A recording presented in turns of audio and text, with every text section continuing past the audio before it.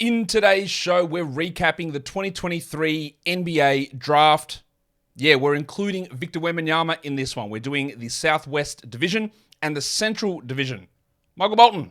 Thanks, Josh. It's Michael Bolton here, and it's time for another episode of the Locked On Fantasy Basketball Podcast. Let's get to it. Let's get to it, indeed. You are Locked On Fantasy Basketball, your daily fantasy basketball podcast, part of the Locked On Podcast Network.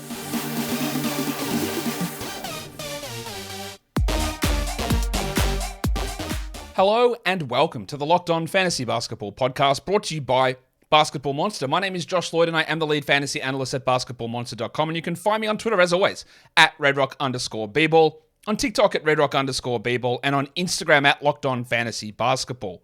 Thank you for making Locked On Fantasy Basketball your first listen every day. We are free. We are available on all platforms. We're here to do another recap show of the draft. We're going to cover two divisions, Central and Southwest. So we're going to talk Spurs, we're going to talk Pistons, we're going to talk Rockets. We're going to talk all the teams that are in those divisions, of course. Yesterday, I had my post-draft dynasty rookie ranks. We went out to tier 13, spout 65 players for category leagues and for points leagues.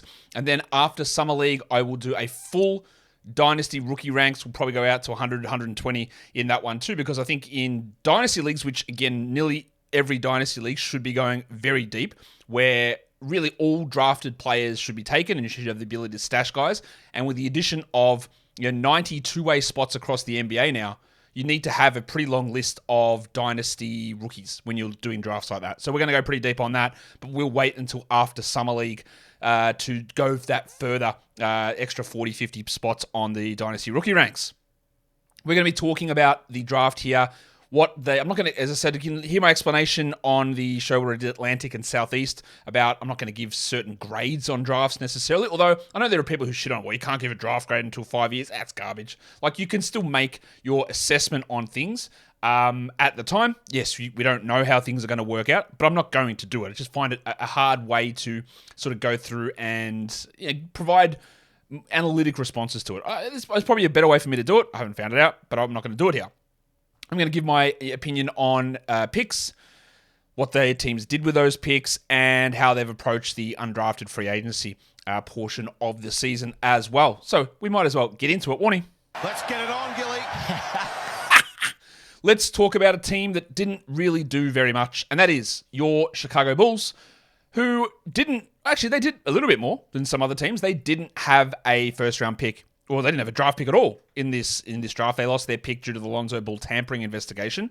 So they didn't have a pick, but they did trade a couple of future seconds to get into the start of the second round at pick 35, and they took Julian Phillips. And Julian Phillips is okay.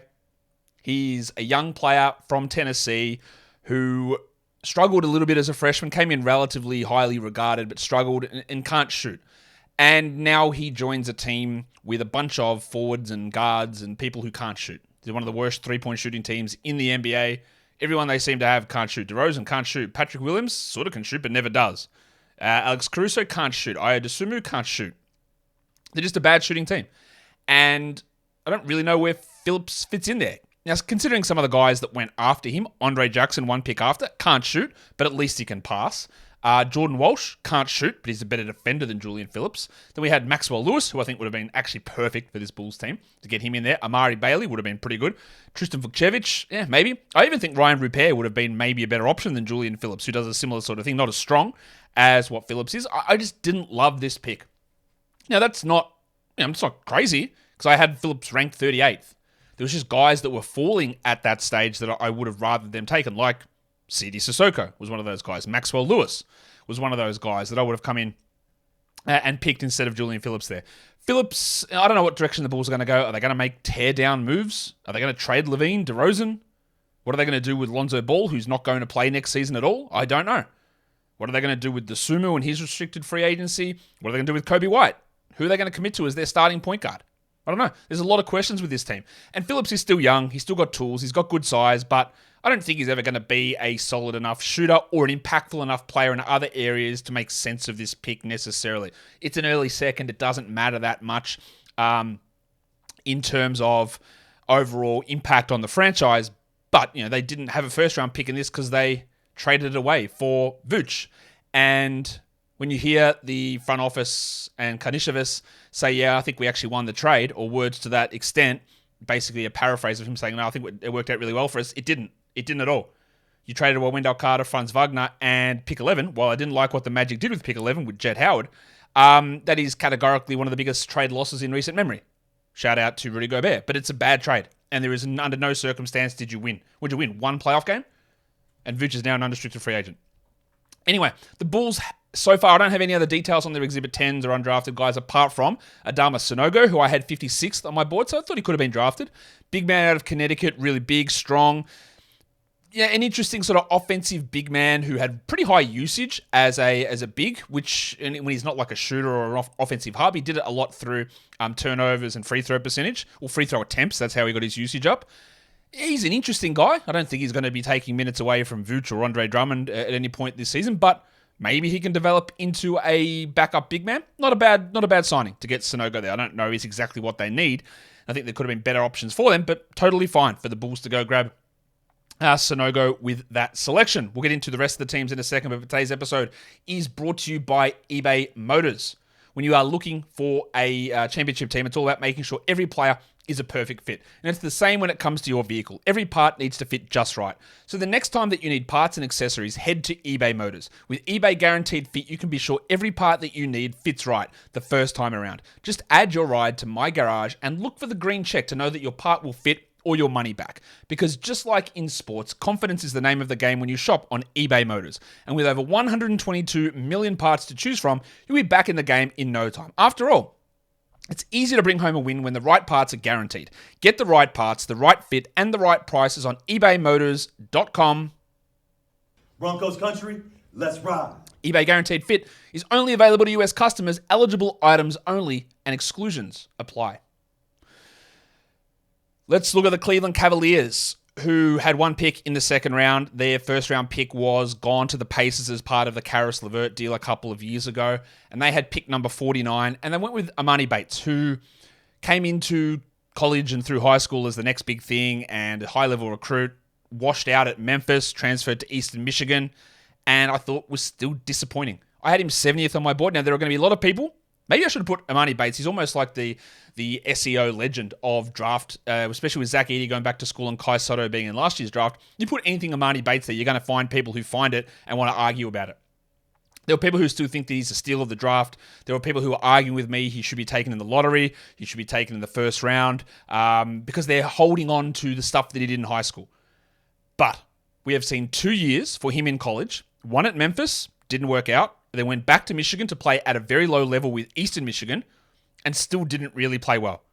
He takes so many contested shots. His efficiency is low. He should have been dominating in that Eastern Michigan situation, and he wasn't. He's very skinny. I don't know what he does unless he's a number one offensive option, and he will never be that in the NBA or with the Cavs. I don't hate taking a flyer on him. Like, there's absolutely no problem with taking that flyer on him. There are some players who went after him that I thought, yes, Jalen Slauson, for example. I know I'm going to harp on about Jalen Slauson. The Cavs need a wing who can defend with a little bit of offensive upside and playmaking. That's exactly what Slauson is. He would have been a perfect fit, I think, for them at 49. Even a Keontae Johnson, who went one pick afterwards, or Tamari Kamara, or Trace Jackson Davis, although he would have been an iffy fit with Allen and Mobley. But I just don't know what Bates provides. No defense, shot chucking inefficiency. When you've got Garland and Mitchell already there, like, when's he going to touch it? I don't know. I know there is upside in it. He's 6'10", he weighs about 160. I just don't think he's an NBA player. He needs to change tons about his game. As a two-way, sure. Exhibit 10, no worries. 49th pick, could have done better. I do like their two-way guy, though, Craig Porter Jr. I had him 94th. He is an older prospect. I think he's 23 years of age, so a little bit older, but a guy with some interesting ability. And that's a win for me, getting Craig Porter there. I think that, I didn't have him as a draftable guy. That's fine. You can only draft 58 guys in this draft because of tampering. He's from Wichita State. Shout out to Ron Baker and Fred VanVleet. He played 5 years in college. Again, he is older, but he was able to shoot 36% from three. He got almost 5 assists, 6 rebounds, 1.5 steals, 1.5 blocks as a point guard, and 6'2". That's VanVleety. really strong defensive small point guard with interesting shooting and passing. Watch him. And I also love what they did with their Exhibit 10, Pete Nance, Larry's brother.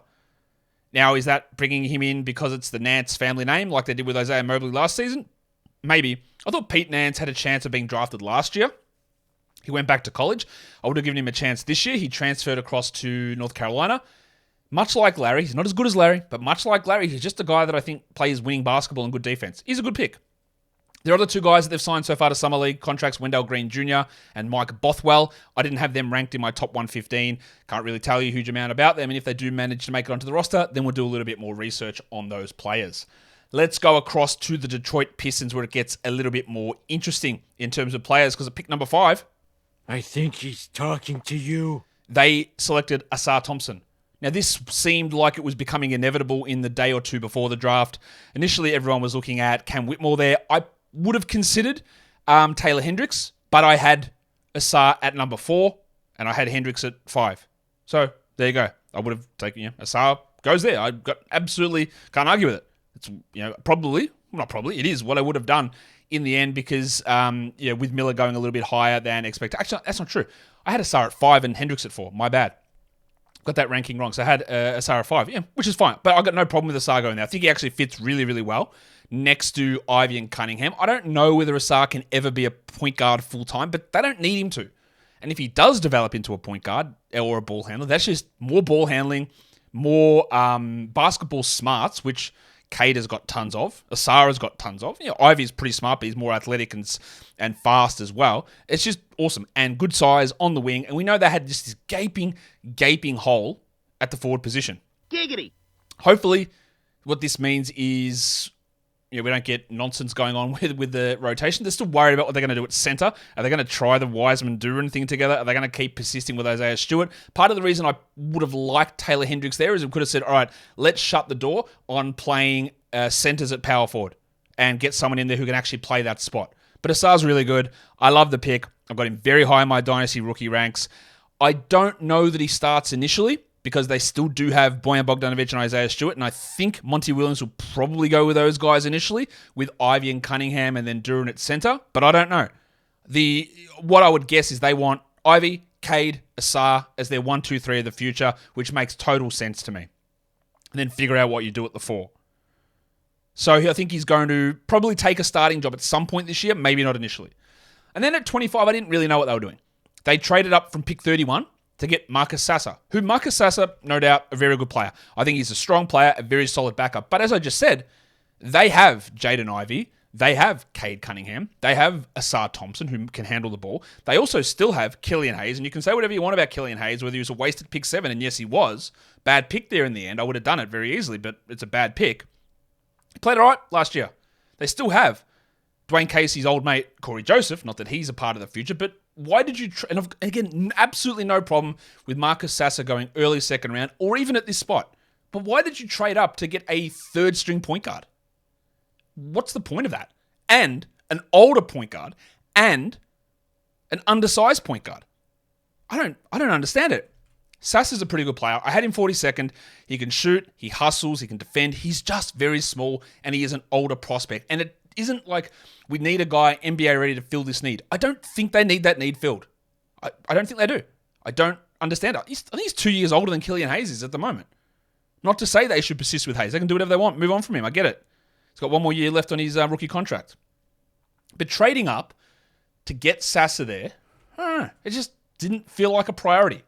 It's like a certain team signing another center when they've already got 2 other... it's the same team. Wow. All right, sorry. Yeah, same team. They do this. They do confusing stuff all the time. Even when I start praising them, like getting Ausar Thompson, then they do something where I go, what are you doing? Where's the value in this? What's the point of it? I do like what they did with their one Exhibit 10 signing that we know at the moment. That's Tosan Avbonwan from Princeton, who's like a power forward probably, but like a ball-handling power forward, like a point forward sort of guy, who ran everything for Princeton. I had him 73. I thought he's in line for a 2-way contract, and he's definitely going to be better than Jared Roden and Buddy Boeheim that they signed to 2 ways last year. So if he ends up getting a 2-way, I think that's really interesting. He's a little bit older, but he's big, he's strong. The shooting's going to be an issue. I think he can defend okay, but he can definitely pass. I think that's a W to get him in the system and evaluate and see whether he can end up as a two-way player. Let's go to Indiana, who had a lot of rookies to talk about here. At number 8, well, they had number 7. They traded back from 7 to 8. Now, yesterday or 2 days ago, I talked about the Wizards, and I go, I don't know why you traded up from 8 to 7 to get Bilal Coulibaly. And a lot of people say, well, the rumor was that the Thunder were trading up to get Coulibaly at 7, so they just wanted to make sure they get their guy. And I get that. I don't know that Coulibaly is worth, we have to get this guy under any circumstance. I don't think he's necessarily that player, because you could have, I thought, as a Wizard, sat at 8, and then if the Thunder jumped to 7 and got Coulibaly, you would have said, okay, thanks, I'll just take Jarace Walker because our power forward position has no Porzingis. Or we'll take Taylor Hendricks and build around him. So that's, if you think Coulibaly is that guy, and I don't think he is. Could be wrong, and I hope I am. He seems like a good kid with interesting skill set. I just don't know that the point out. But in terms of the Pacers, they got some value out of that. Now, they had a ton of picks in this draft. Now, they already traded a couple of them away before the start of the draft and then end up getting one of them back, or getting a second round back, end up with 4 picks. They started with, I think, 4 picks in the top 32 and ended up with 4 picks in the top 55. But what that'll enable them to do is those guys like Wong and King, I imagine, will end up on 2 ways. Let's talk about Jarace, though. I would have picked Hendricks over Jarace Walker. They needed a forward really badly. They were in a perfect spot where they were going to get one. They liked Jarace over Hendricks. Totally okay. I'm a little worried that Jarace Walker is somewhat undersized for what he does, and I'm not sure that the shooting ever comes around. But this is definitely an upgrade. He will start, I would guess, day 1 without really any concern next to Miles Turner. That is a terrifyingly good, potentially terrifyingly good defensive frontcourt. Jarace is a strong fantasy option who's got some scoring upside, some passing upside, but very good steal and block upside with strong rebounds. And is undersized, and I do worry that maybe he turns into just one of those guys that's not quite big enough to be the defensive presence he needs to be. Is he smart enough to be an impact guy like Draymond Green at that size? PJ Tucker? That's what we don't know. I wouldn't have picked him there, but I had him at 8, so who cares? I would have taken Taylor Hendricks, but it does not matter. Jarace Walker's a good pick. At 26, they took Ben Shepherd. I had him at 41. Shepherd is a guy that did beat up on some lower level competition in Belmont in his senior year and really stepped up and really blew up through the combine process. I think you always got to have a level of skepticism of the guys who really blow up after basketball stopped being played. Now, Coulibaly is a little bit different to that because he blew up because he was still playing. But guys like Shepherd really jumped up after the draft season was over. Now, I had heard some stuff about Ben Shepherd while he was still playing, and he was getting some buzz as a mid-second round player, but then he put on some big performances in the combine and combine scrimmages and in workouts, and people really love what he can do. Is this them trying to look at a replacement long-term for Buddy Hield to play next to Halliburton, to play next to, but probably behind Mathurin, maybe? I don't mind the pick. I would have rather Detroit do this than Marcus Sasser at 25. Shepherd is okay.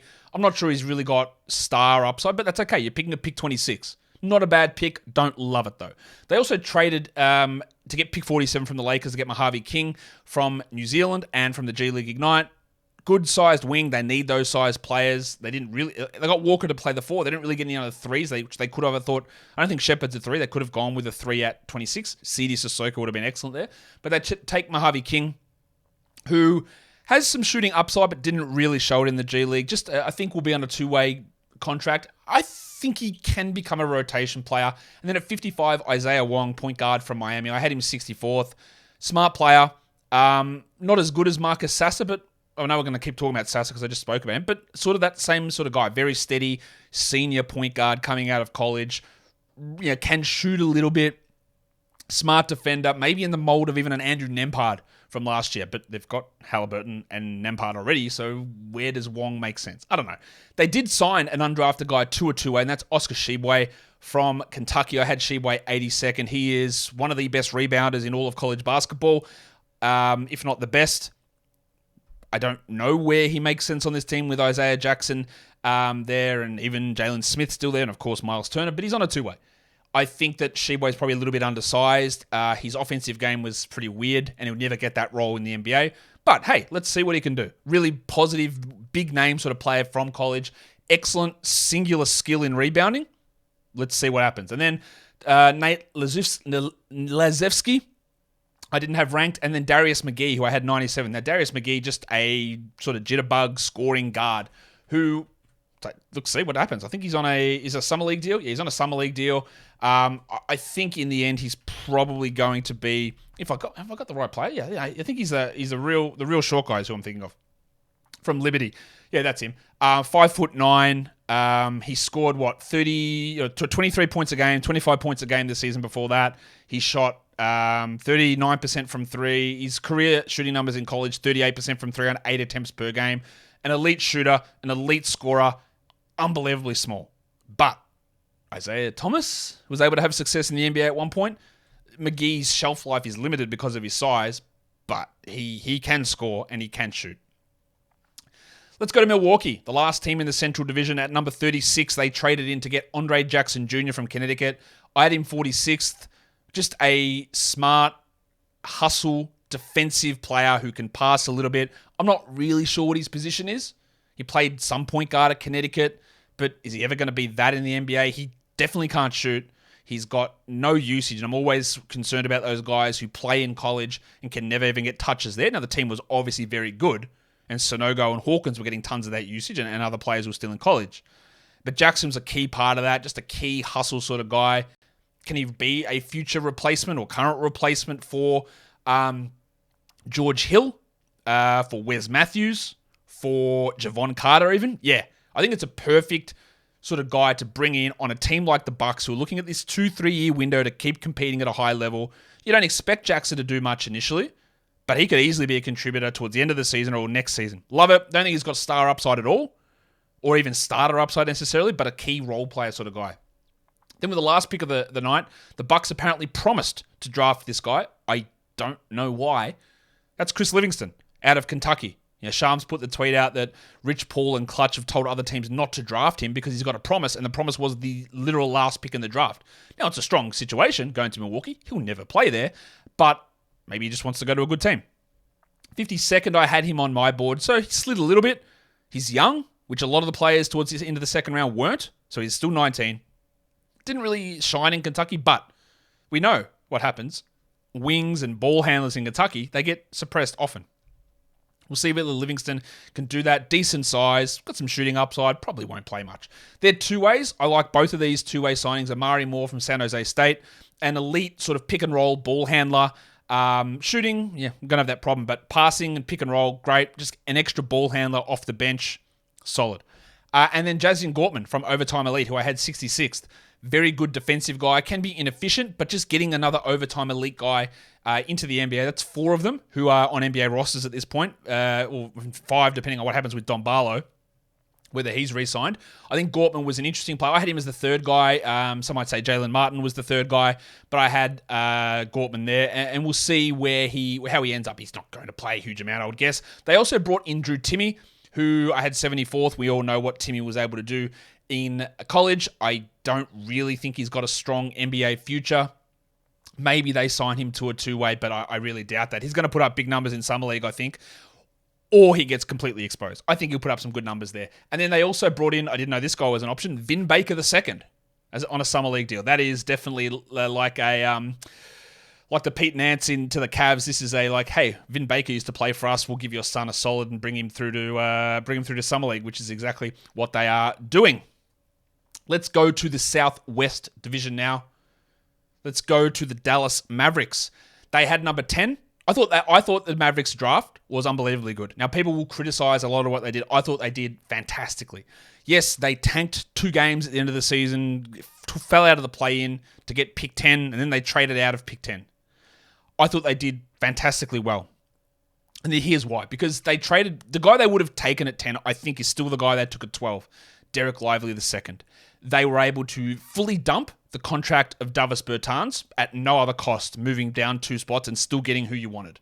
So that's a W in itself. You get off of the Bertans contract and you create a trade exception, which then enabled you to get 2 players literally for free. So what they ended up doing was trading away pick number 10 and getting off of Bertans' contract and getting Dereck Lively, Olivier Maxence Prosper, and Richaun Holmes. regardless of whatever you think about the upside of these players or how they're helping to win now and trading to help Luke and all that sort of stuff, that is a huge, unbelievable use of assets to take pick 10 and dumping Bertans' contract to get Prosper, Lively, and Holmes. That is a huge win to me. Absolutely massive win. And Richaun Holmes might be their starting center. Lively might be their third string moving into backup in year one. I think we can argue that Holmes was a very good starting center for a while, fell off, and has definitely lost a level of play. I'm not going to debate that. But is he better than JaVale McGee? Yeah, he's very easily. 100% better. Is he better than Christian Wood? Well, defensively, yes, but Wood's not even going to be on this team. Is he better than Dwight Powell? Well, as a Mavericks culture legend, no. But as a current NBA player, probably yes. So you bring in two center options, Holmes and Lively, to compete with Powell for those minutes and see how that works out. And you bring in a wing replacement. Yes, the hyphen maybe helps to help the comparison with Dorian Finney-Smith, hyphens in a different spot, with Olivier Maxence Prosper at 24. And you bring in a center of the future. Now, Prosper is I know people keep calling him Prosper. It's got to be Prosper, man. If you're going to put French accents on the first two names, you got to put it on the last one. Maybe I'm wrong. It doesn't matter. He's 21 from Marquette. Prototypical wing size, can play the 3 and the 4, I'm guessing. Shooting is going to be a concern. Offense in general is going to be a concern, but athletic, fast, twitchy, explosive, defensive ability to lock out on the perimeter. Now, their forward situation, the other name I didn't mention with the centers is Maxi Kleber's still there too. But in terms of the forward rotation, there's no Christian Wood going to be there anymore. You obviously lost Dorian Finney-Smith. You've got Reggie Bullock. He can easily move in and take minutes from Bullock at some point. Josh Green is still there. This is probably one for the future, but it's also setting up that you can just, hopefully, Prosper is going to be a starter for this team at some point in the future. I don't know he's ever going to be a good fantasy guy, much like Finney-Smith or Bullock or those sort of players, but as a role player next to Doncic, who could probably learn to be a catch-and-shoot three-point shooter, especially in the corner, and be a guy that you can chuck on opponent 2s, 3s, and 4s. I think he can do that. And be a defensive playmaker. I really love it. And you got him for free. You got him for absolutely nothing. Didn't cost a single thing. And people, I know I asked this question on Twitter. I go, look, they literally got him for nothing. Yeah, I didn't miss something. And people said, no, well, they actually they cost them a trade exception. That's not how trade exceptions work. You don't trade the trade exception. They got a trade exception for getting, when they moved off of Davis Bertans. All that allows them to do is take in extra salary without having to match it on the way out. So that's how they use that trade exception. It is an exception to salary cap rules and all that sort of stuff. So they don't send that trade exception doesn't go across to the Kings and go, well, here you go, Kings, you've got this extra money. Enable the Kings to dump a contract to open up space in free agency. What are they doing? Draymond Green, Kyle Kuzma? I don't know. But it enabled them to open it up, but they literally got given, in order to take on Richaun Holmes to enable the Kings to open up cap space, they got given Holmes and Prosper. So that's what they did. That is why that is a brilliant move to me. And again, you can criticize. Is Lively ready to help? Well, is any rookie ever ready to help a winning team immediately? Who knows if even Victor Wembanyama is going to be able to do that? The answer usually is just going to be no. Rookies do not help winning. So I don't know what you expected to do. And I'm sure they were investigating, hey, what can we get for pick 10 to come in and help? And I'm not sure that option was there. So I really do like Lively. I think there is marginal offensive upside, maybe a bit of shooting. But people also say, picking a center that early doesn't really work. I am of the belief that centers can be overvalued and you can find centers in lots of different spots. But you can also find plenty of centers that get picked in the lottery that are useful. And we're not talking a top 6 pick. I probably wouldn't ever, outside of Wembanyama, take a pure, strict, non-offense center, top 8, top 7. I wouldn't. But Jalen Duren went 13 last year. W pick. Loved it. The end of the lottery is the spot to do it. You can also get these guys in the 20s, Walker Kessler, as an option as well. But if you think the guy is the guy that you want, at pick 10, pick 12, pick 14, pick 15, the likelihood of those guys developing into multi-time All-Stars and multi-time All-NBA or MVP candidates is low. But you can get impactful centers there who, if it was 10 years ago, these sort of players might have been top 5 guys. And that's sort of what we saw with Duren last year. And I think we might see it with Lively. Fingers crossed. I really like the kid. It's a lot of talking on the Mavericks, but I think it's important to talk about him. Their two-way guy, I had ranked 47th, Mike Miles Jr. little bit of a Desi Bane clone. Short, guard, TCU, T-Rex arms. He can score, he can drive, he's jacked, he can shoot. Just another option there. Now, the other thing they'll be looking for this season as well is Jaden Hardy to step up. But with Kyrie, who knows, and a little bit older, Miles on a two-way is definitely an upgrade over like the end of their roster of Theo Pinson last season. And I think Miles can graduate into a full-time contract. They also brought in a bloke on an Exhibit 10 by the name of Jelly Walker. And I think that'll probably be the last time I talk about Jelly Walker. Let's go to the Houston Rockets. I think he's talking to you. Yeah, at number 4, they picked Amen Thompson. I had Amen at number 3. This was always on the cards for them to get him there. I love it. I don't know what they do with this roster. Now, Amen is a point guard. It doesn't look like they're going to be signing Jim Harden, so I don't think we need to worry about that. So, does Amen start over KJ Martin? Does he start over Kevin Porter Jr.? Do they try... it's been for years per se. Well, Porter's best role is either as a bench player or as a small forward. Shooting guard, small forward. Well, now we've got the chance to see it. You can either bench Porter at some point for Amen to start, or you can slide Porter to the 3 and have Amen and Jalen Green as your backcourt. That's possible as well. Or you start Tari Eason. Or you start the guy they got at number 20. They are getting to a stage, though, where they've got not quite too many players, but getting close to too many players. I love them taking Cam Whitmore at number 20. I had Whitmore 7 on my board. I did drop him down in the last 24 hours or so. There was apparently injury concerns, but a lot of what I'm hearing is that teams just didn't like his interviews. He was too quiet and too reserved. All right, let's see what happens. I think that if you're a team like Houston, who they probably considered Whitmore at 4, you got to take it. I think it is one of the biggest W picks of the draft. It might not work out, but at pick 20, who cares? Who cares? If it does work out, you've just killed this draft. Amen has got second best player in this draft upside. Cam has got fourth best, third best player in this draft upside. And part of the draft is you don't know. Things can go awry at any point. So when you got these two ups, if they both hit, that's the foundation of a championship, honestly. If both of these guys get where they need to be. Yes, I've got concerns about Men's shooting.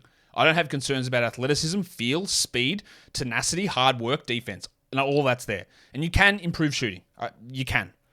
We need to see the impact of Ime Udoka on this team. Hopefully it's positive. But these are just two unbelievable athletes. Whitmore not as good as Amen, but still great.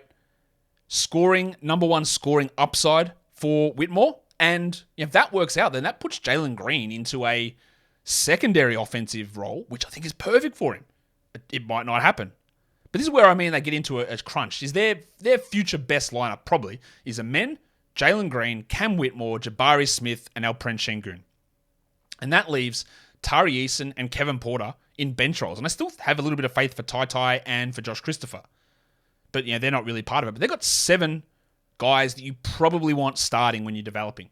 And that's where it starts to get a little bit iffy. What do you do with Eason? What do you do with Thompson and Whitmore and Porter? Green, Smith, and Şengün, I think, are going to start no matter what. So things are going to get a little bit weird. I think that Amen is going to be a draftable player this season. Whitmore we'll have to wait and see what moves they make, but I don't think he will be. He does have an interesting fantasy translation because of his high steals. Now, part of the problem with Cam is just a complete lack of awareness in passing. But if you're playing next to Amen Thompson, I'm not sure how much you need to do that. I'm not sure how much you need it. I think it's a perfect draft spot for him. Perfect, maybe not perfect team fit, but no, that's not bad though. Look, they've got a clear opening at 3. And this obviously hurts the value of what KJ Martin can bring. But I love what they did. Absolutely love the Thompson pick, and then loved getting Whitmore there. It's just huge. And we've got these questions to answer. As to, I think Thompson's going to be hard to deal with in redraft leagues this season because bad field goals, bad free throws. You've got to be in a real punt spot or in a points league. But we want to see what he does generating defensive stats, especially at Summer League. Can't wait. Going to see him at Summer League those first couple of days. They've got the Detroit-Houston game on the Sunday and then the Houston-Portland game on the Friday, which is going to be sick. They also brought in Matthew Mayer. I had 113th onto their Summer League roster. I don't really think we need to worry too much about him. Does a lot on Houston, but I do think they're an important team. Now, Memphis had pick 25 in this draft, traded it out to get Marcus Smart, ended up with pick 45. And with pick 45, they took the 21st player on my board, G.G. Jackson. Jackson is the youngest player in this draft. He does not turn 19 until December. A lot of immaturity issues. So when we're going to talk fit, I don't know how good I feel about him going to a team with a bunch of immaturity issues with their best player in Ja Morant already. Yes, Dylan Brooks is out of there, but that is a little bit of a challenging situation for him. And Zach Kleiman basically said after the draft they're going to probably put GG on a 2A, which I don't love. I think they should be getting him on a full 4-year, last 3 years, non-guaranteed, 4 years, $15 million. Let's see what happens. I think he's got tremendous upside, but he fell to 45 for a reason. This is a guy that probably was the number 1 recruit for this year's college class, reclassified, would have maybe been a top 5 pick in next year's draft, and fell just horrible advice for him to go to South Carolina and then to stay in this draft with he's getting picked here.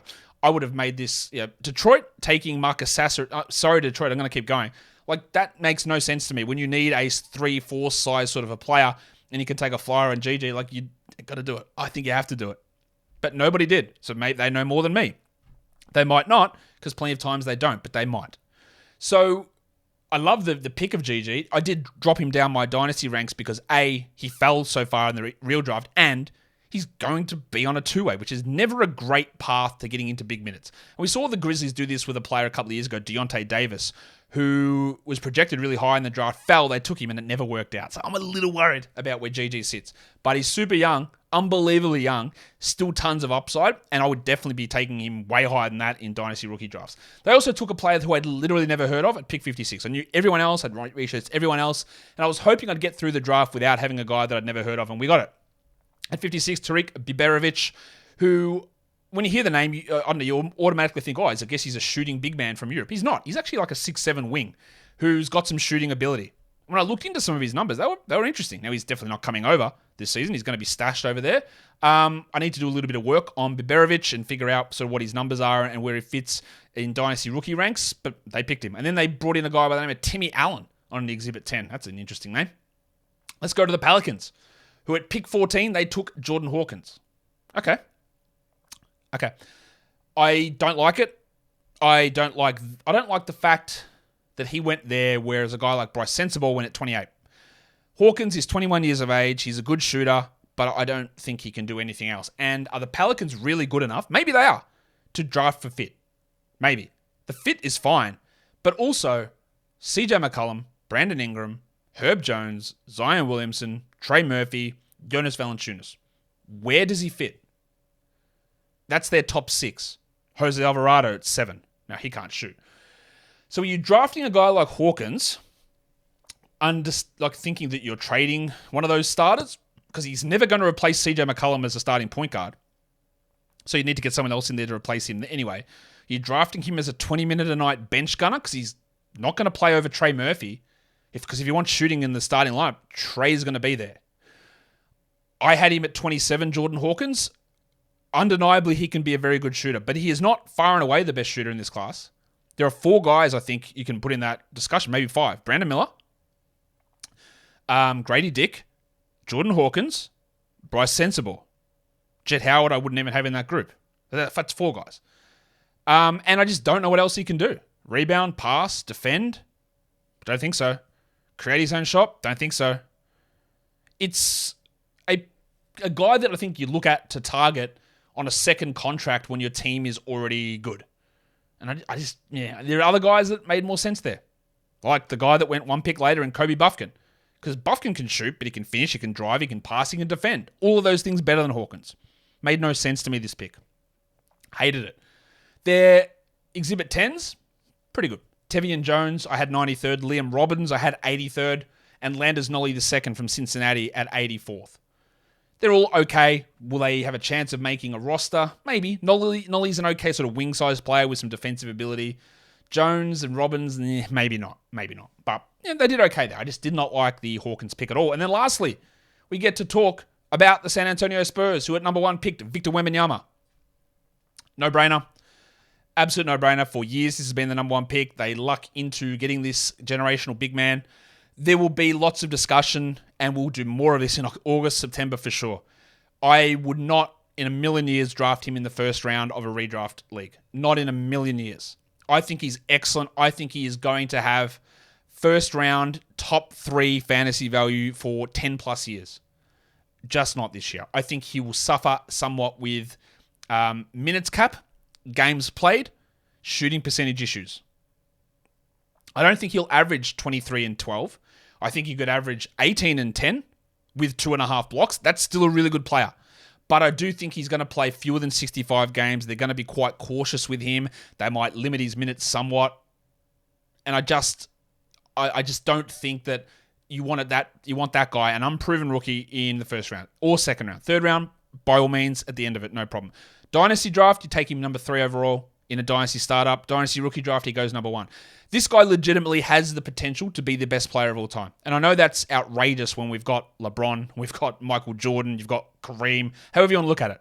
But this is a guy who very easily, not hyperbole at all, very easily could average, peak of his career, 27, 2 threes, 13 rebounds, 4 assists, a steal, 4 blocks.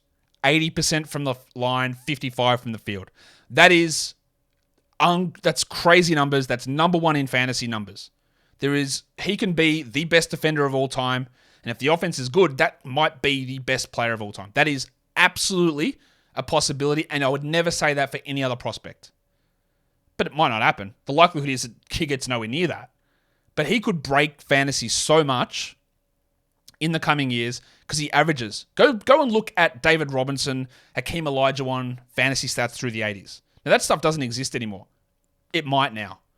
These were guys averaging 4 blocks a game. He might be able to do that. Look at Hakeem's numbers. That is what Victor can do. And that is clearly the number 1 fantasy player moving forward. Clearly.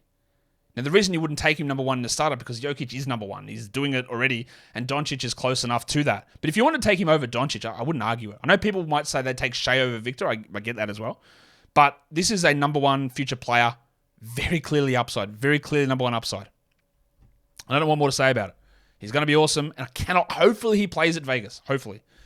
At number 44, now they had pick number 33 and traded it away, which I didn't really like. Leonard Miller ended up being that pick to Minnesota. I don't really get what they did there or why they did that. But I love what they did at 44 where they got CD Sissoko, who I had 22nd. I think fell too far. I think there is still I don't know what the right term is. It's very hard to break the shackles of college basketball through the NBA, through America in general, because it is so ingrained in your culture over there that you go... Wherever you go, people talk college. You go to your colleges. You are enmeshed in college basketball. It is the tournament, one of the biggest sporting events of the year. Now, I don't have that here because I don't live in America, but I still love college basketball and still watch it and get swept up in it. But there is still, to me, a thing of you played in college, and we're going to tell you that college is the best competition, and that pushes the guys who didn't play in college down. Now, Victor obviously goes ahead of that, but even the Scoot Brandon Miller thing I think is a factor there. And the 2 other G League Ignite players, Sissoko and Leonard Miller, who put up very good numbers playing in a league that is significantly better than college basketball. Don't let anybody lie to you that college basketball is better than the G League, because it isn't. It isn't. And Sissoko at age 18 and Leonard Miller at age 18 were very good players in the G League. So having them both fall to the second round is pretty crazy to me. Now, he might not work out, but plenty of college players don't work out either. Taking a Julian Phillips back to the Bulls early on ahead of CD Sissoko is crazy. This is a 6'7" wing who can handle the ball as a passer, can run some offense, can defend at a high level. Yeah, shooting, sure, but so many other guys like that too. And he's still young. This is a W pick. Now, the Spurs have got an interesting starting lineup crunch coming up. We don't know that they re-signed Trey Jones. I think they probably do, but they might not. There is Devin Vassell, Keldon Johnson, Jeremy Sohan, Zach Collins, who you'd pencil in as 4 starters. And then Victor's going to start. So who comes off the bench? I know who I would bring off the bench, and his name's Keldon Johnson. But do you immediately start Victor at center? I don't think you do. I think you start Victor next to Zach Collins at power forward. I don't think Victor needs to play exclusively at center. I think he can play some at center, but I don't think he has to. And do you just move Sohan full-time to point guard? I don't think that necessarily works. And then have Vassell, Johnson, Wembanyama, Collins, and then where does Trey Jones fit? I don't know. I don't believe that Keldon Johnson is a key piece of the next great Spurs team. I know people will say, well, he's useful, he's on a great contract. All of that can be true. And it probably is. He is useful as a player. He is on a great contract. But the fact that he's on a great contract and you think he's useful now means that his trade value is as high as it's ever going to be. And I will be trying to get something more into it because I don't think he's part of the next great Spurs team. I think Wemby is. I think Vassell is. And I think Sohan maybe is. Probably is. I'm not sure Keldon is. But what they do there, do they bench Sohan? That would be pretty silly. Do they run with no point guard and Vassell and Keldon as the point guards? Do they bench Collins and start Wembanyama at center? There are 6, assuming Trey Jones returns, there are 6 starters on this team. How does it work out? Another reason why I think they can be a little bit cautious with Wembanyama with his minutes is that they do have some other positional guys that can slide in. And, back to Sissoko, where does he fit in for minutes? Yes, after those guys is, which one's on that team? Is it Julian or Justin Champagny? I'm not even sure which one. I think it's Justin. That's annoying that I can't remember. Let me have a look. I think is it Justin? Is the former Raptors one? I think it is. God, another set of twins in the NBA. So many of them these days. They're twins, aren't they? Maybe I got that wrong too. I don't even have him on my list. Anyway, you can figure it out. I should figure this out. I should probably pause the recording while I'm doing it, but let's just go for it. It's Justin Champagny, is it? No, it's Julian. No, who is it? It is Julian. All right, Julian Champagny on the wing there. That was a lot of work just to get to that. There's Malachi Branham. There's Blake Wesley. There's Devontae Graham still somehow on this team. Not that he's a part of the future. But, that grouping on the bench of Wesley, Branham, Sissoko, it's the makings of something. Some of their undrafted moves are good too. Serge Ibaka Rice from Texas. This is just a very interesting shooting player. Scoring player, shooting guard guy. 67th overall. I had him on a 2-way. I like it. That's Seth Milner on an Exhibit 10. I didn't have him ranked. Logan Johnson on an Exhibit 10. That's an NBA 2K created name. They had Charles Bediako. I had it 63. They got him in Exhibit 10. I like Bediako. I don't know really where he fits on this team with Bassi, with Collins, with Wembanyama. Bassi probably going to miss quite a big chunk of this season with the exploded patella. But Bediako's a interesting big who, if he was drafted, I wouldn't have been against it. I like that pickup. And then Eric Stevenson's on a summer league deal.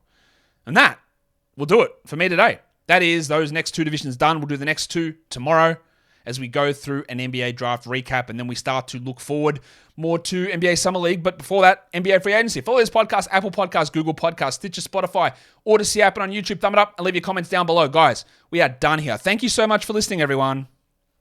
See ya.